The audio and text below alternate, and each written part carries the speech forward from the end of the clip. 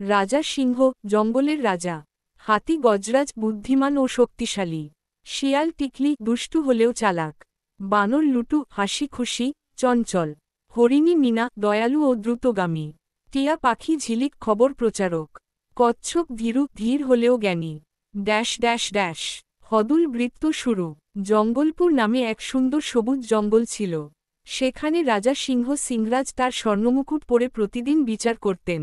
এক সকালে টিয়া পাখি ঝিলিক রাজমহলে এসে দেখল সিংরাজ ঘুম থেকে উঠে চিৎকার করছেন, আমার মুকুট, আমার মুকুট নেই। জঙ্গল জুড়ে হুলস্থুল পড়ে গেল। Dash dash dash. হদুল বৃত্ত তদন্ত শুরু। হাতি গজরাজ এলেন। রাজামশাই, চিন্তা করবেন না, আমরা খুঁজে বের করব। শিয়াল টিকলি, তুমি কি কিছু দেখেছ?